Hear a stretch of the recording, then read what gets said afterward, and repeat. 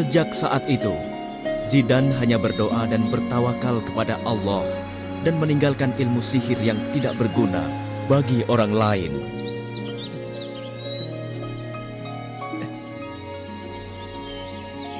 Dengan izin Allah, Zidane dapat menyembuhkan berbagai penyakit yang tidak dapat disembuhkan oleh tabib manapun.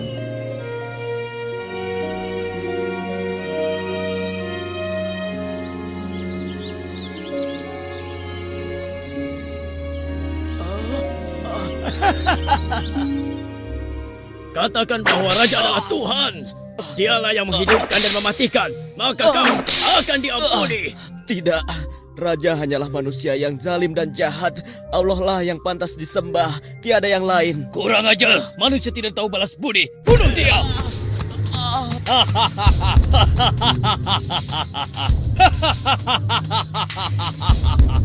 Itulah akibatnya jika tidak tunduk dan patuh pada perintahku. Akulah yang mematikan dan juga menghidupkan. Maaf Baginda, Ubay teman Anda menyampaikan pesan. Katanya tiba-tiba ia mengalami kebutaan. Ia berharap agar Baginda bersedia mengirimkan tabib terbaik kerajaan untuk menyembuhkannya. Tabib menyembuhkan buta. Sampai saat ini belum ada tabibku yang bisa menyembuhkan kebutaan. Maaf Baginda, hamba telah mendapat berita tentang kehebatan dan kemampuan Zidane, murid Kazim si penyihir. Kabarnya, ia mampu menyembuhkan berbagai penyakit, termasuk buta. Benarkah? Sepertinya yang datang itu adalah Zidane, Tuan. Mohon maaf, Tuan. Zidane murid Kazim datang ingin menemui Tuan. Aha, Zidane tukang sihirku. Bagaimana kabarmu? Apakah Kazim sudah memberikan seluruh ilmunya padamu? Sampai saat ini saya baik-baik saja, Tuan. Banyak ilmu yang sudah saya pelajari darinya. Kawanku sedang sakit. Aku ingin kau pergi ke rumahnya dan menyembuhkannya. Saya akan coba, Tuan. Bagus, bagus. Sekarang berangkatlah kau. Tolong sembuhkan saya, anak muda. Binatang peliharaanku telah mencakar kedua mataku. Dan sekarang aku buta. Untuk apa emas itu? Aku akan membayar berapapun yang kau minta. Asalkan aku bisa sembuh dan bisa melihat lagi dari kebutaan ini. Maaf, aku tidak bisa menerimanya. Karena bukan aku yang menyembuhkan penyakit, melainkan Allah. Aku akan berdoa kepada Allah dan memohon kesembuhan untukmu. Allah? Iya, Allah lah yang membuat penyakit dan Dia pula yang mampu menyembuhkannya. Dialah yang mengatur semua urusan manusia. Apakah dia seperti raja? Tidak ada satupun yang sebanding dengan Allah. Allah tidak beranak dan tidak diperanakan. Allah yang menciptakan langit, bumi, dan berbagai makhluk termasuk kita. Jika kau sembuh, maukah kau beriman dan menyembah hanya kepada Allah? Ya, tentu saja.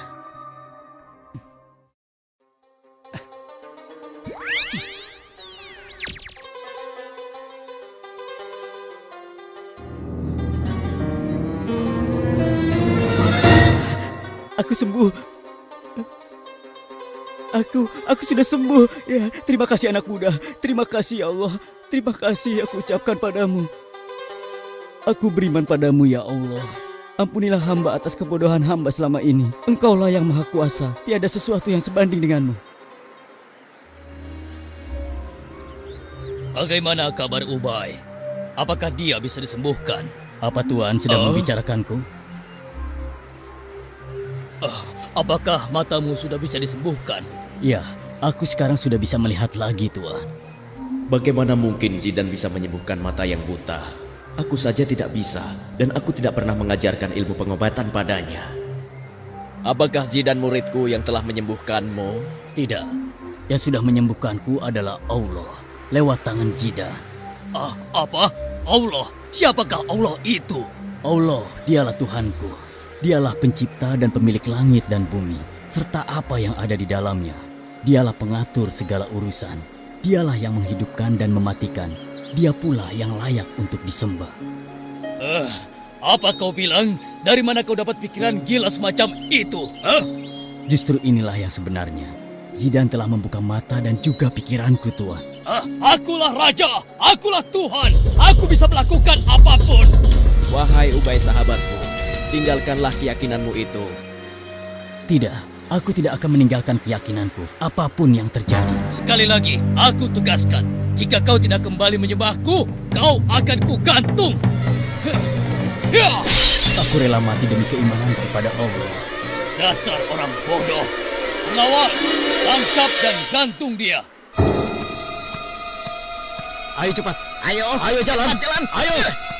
Menurut hamba, hal ini tidak boleh dibiarkan berlarut-larut. Bisa-bisa rakyat tidak menghormati, menyanjung, dan juga mengagungkan raja lagi. Kalau begitu apa pendapatmu? Tangkap Zidan dan orang yang mengajarkan keyakinan sesatnya itu. Kemudian paksa dia untuk meninggalkan agamanya. Jika mereka menolak, bunuh saja di hadapan rakyat. Aku setuju pendapatmu. Baik, pengawal, siap. Cari dan tangkap Zidan sekarang juga. Siap, laksanakan.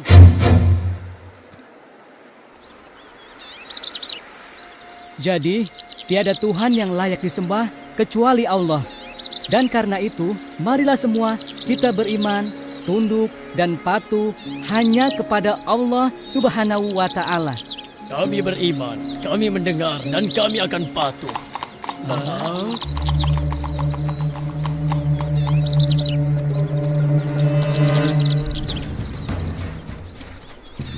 Kami diperintahkan untuk membawamu ke kerajaan sekarang juga. Sebenarnya, ada apakah gerangan raja memanggilku? Nanti kau akan tahu setelah menghadap raja. Silakan. Baiklah pengawal.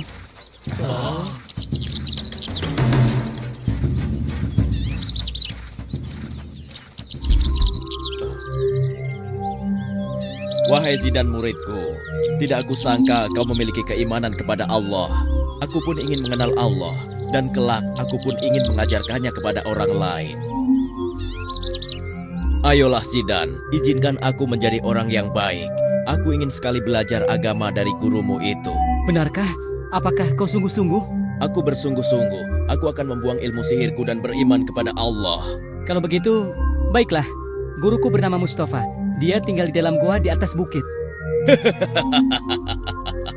Panglima, kirim pasukan untuk menangkap Mustafa. Sekarang juga. Baik, tuanku. Dan kau, Zidan, jika kau bersedia mengikuti dan mematuhiku, aku pasti akan mengampunimu. Niscaya kau pun akan hidup dalam kesenangan dan juga panjang umur. Tidak, kau adalah manusia seperti aku. Kau bisa sakit, perlu makan, dan dilahirkan. Sedangkan Allah, dia tidak bergantung pada apapun. Tidak beranak dan tidak diperanakan. Di tangannya lah nasib dan urusan setiap manusia. Apa kau pikir aku tidak bisa menentukan nasibmu? Aku bisa mematikanmu atau membiarkanmu tetap hidup. Itu tidak akan pernah terjadi. Kecuali jika Allah menghendakinya. Pengawal, cabut nyawa anak muda ini sekarang juga. Tunggu dulu Baginda. Menurut hamba, bisa jadi di luar sana, Zidan sudah meracuni penduduk dengan ajaran agamanya. Oleh karena itu Baginda, sebaiknya ia tidak dibunuh di sini. Apa maksudmu? Lebih baik kita rantai dan bawa dulu dia keliling kota, sehingga penduduk yang melihatnya tidak akan berani mengikuti agama anak muda ini. Setelah itu, kita lempar dia ke dalam jurang yang dalam. Sepertinya usulmu bagus juga. Baiklah, aku setuju. Pengawal, ikat dan bawa dia keliling kota. Kemudian lemparkan dia ke dalam jurang yang dalam. Baik, Tuan.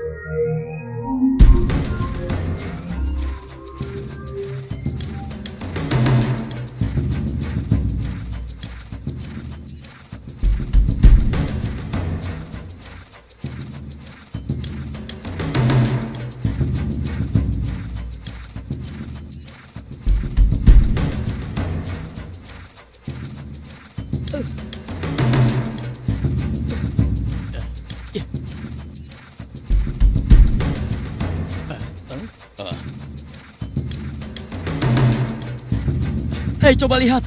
Zidan dibawa oleh pasukan kerajaan. Iya, pasukan kerajaan akan membawa Zidan kemana ya? Aku tidak tahu, tapi sepertinya dia mau dihukum. Teman-teman, bagaimana kalau kita bebaskan Zidan? Kasihan dia. Bagaimana caranya? Kita kumpulkan teman-teman kita dan kita lawan pasukan raja yang kejam itu. Ayo. Wahai saudaraku, jangan kau lakukan rencana itu.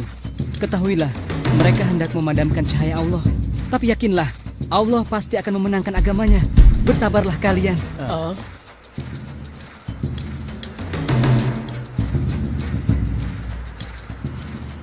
Hei, anak muda. Sebentar lagi tibalah saatnya kematianmu. Sepertinya kau merasa takut. Wahai Panglima, ketahuilah, jika Allah menghendaki sesuatu, maka tidak akan ada yang bisa menolaknya. Dan jika Allah tidak menghendaki sesuatu, maka tidak akan ada yang bisa menolaknya. Pasukan! Cepat lempar dia ke jurang! Ya Allah, aku yakin akan kehendak-Mu. Menangkanlah agamamu atas orang-orang yang zolim ini. Tunjukkan kekuasaan-Mu. Engkaulah sebaik-baik penolong dan pelindung, ya Allah. Coba lihat, apa itu? Kau pasti menggunakan sihirmu ya. Sekarang sihirmu akan hilang dengan kematianmu. Wahai Panglima, sebaiknya kau segera beriman kepada Allah sebelum terlambat. Pengawal, cepat penggal dia sebelum sihirnya sampai kepada kita.